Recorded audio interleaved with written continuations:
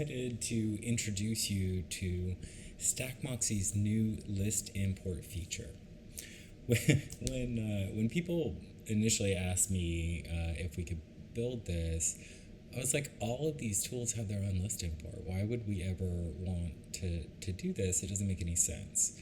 And so it took them a while to convince me, but there became 4 really critical things that we could do that were above and beyond any of the other platforms in the way that they worked. First and foremost is we're providing marketing operations admins with the ability to set data standards through blueprints, which I'll show you in a second. These data standards must be met before you can import a list into either Salesforce or into Marketo at this moment. And so we'll come on to blueprints a bit more in a second.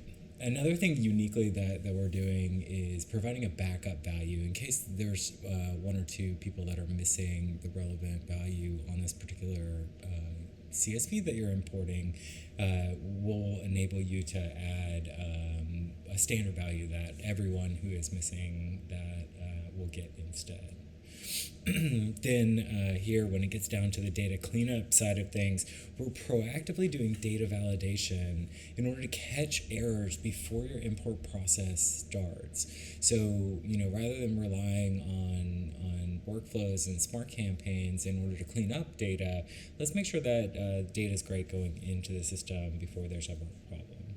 And hey, if there are problems, when we find them, we're going to proactively give to your users the ability to fix those problems before it ever gets pushed into the system. So we'll find problems, we'll let people know about them, and we will make sure that when they go to import them, everything is neat and tidy before it gets into the system. Okay, so first off, blueprints are the most critical thing before you get started with list import. As an admin, I go in here and I specify, okay, for Marketo, for Salesforce, what is my data standardization requirements? Like, what are the fields that need to go in every time somebody imports a webinar list or a trade show list or a content syndication list or a networking event, like whatever the case may be? What are the minimum things that type of campaign or that activity requires before it can go into the system? So, there's always got to be a lead source. There's got to be a lead source detail. If those are things that you import off of lists, then it is critical that every single time those are standardized in the CSV. I can't tell you how many times in my career I have accidentally forgotten stuff. You move quickly, you forget about it, whatever.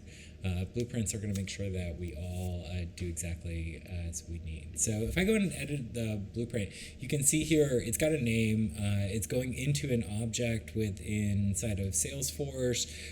We have the ability to set which Salesforce instance we want this to go into. And then finally, what is the object that I want? And so inside of Salesforce, you can import any object through this. For Marketo, you can only import leads, so people, prospects into Marketo. Okay, so and then down here at the bottom, you can see which fields are required to be a part of the CSV in order to import into the system. So I've got all of these different things here, number of employees, the lead source detail, whatever the case may be. I don't really need to update that, but now when I go back here to my import, I'm ready to get started with my list import. And so, I go in, I find a particular CSV file that I'm ready to upload. I choose which of those blueprints I want to use. We'll automatically dedupe rows if there's the same content in each rows in the exact same way. So go ahead and have that checked as well. And when I hit next, I now get all of the things that are required in my blueprint, and I have to map my CSV fields to them. So I go in, I'm like, okay, I've got an email address.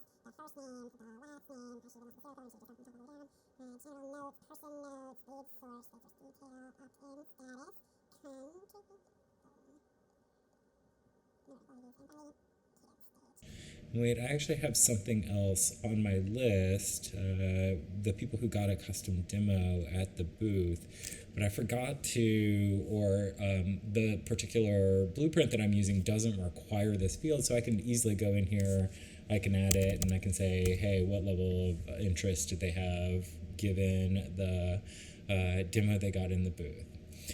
So that's how I map up my CSV to where it is going inside of Salesforce. The next column over, I can set backup values in the event that I forgot something on my list. So I'm going to say this was a trade show, 22/09/21. It was just OpStars this week, so I'm going to say that one. Anybody who filled this out, got a demo, is opt-in.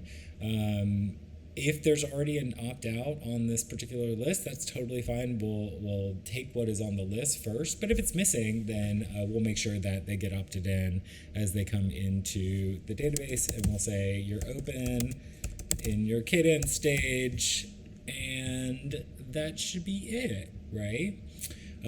So now if I go to the next screen, what it did is it looked through and it found, hey, there are problems in your list. We'd like for you to go solve it.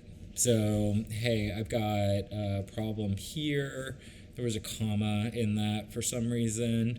My notes, they're missing values here. Well, I didn't have those. It's going to have to be okay. We also don't have a phone number. This got validated and it said that the phone number was actually incorrect. So if I change that, I realized that guy was in Atlanta. So that was 678. Number of employees, somebody wrote 7. That's awesome. Okay, how about just put 7 there?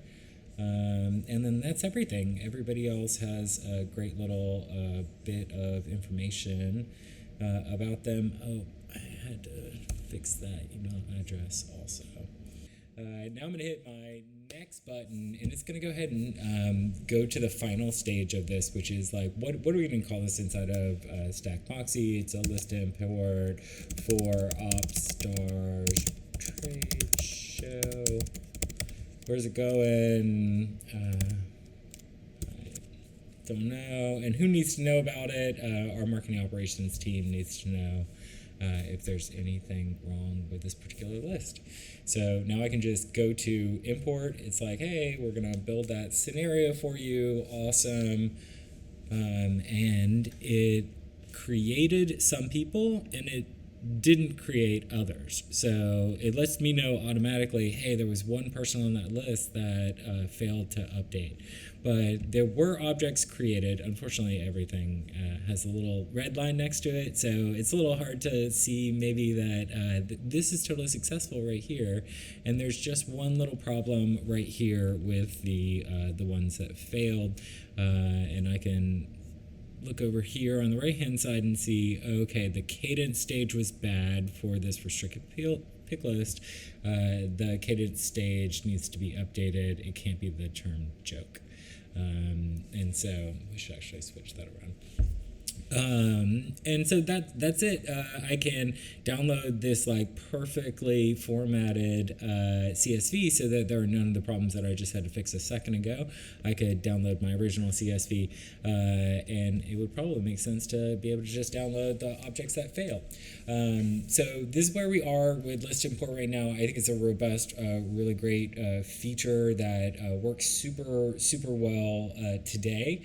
But if we look forward into tomorrow, we're going to make this scenario more robust. And so like what happens, I'm going to import this list into the system, and then I need to make sure that they're in this Marketo program. I need to make sure that they are in this particular Salesforce campaign, what are their statuses, etc. And so being able to use the normal pill steps that are available in a Stack Moxie scenario in order to continue to manipulate the data that you're importing to this list. So thanks for taking exactly 10 minutes to listen to me talk about Stack Moxie's new feature, List Import.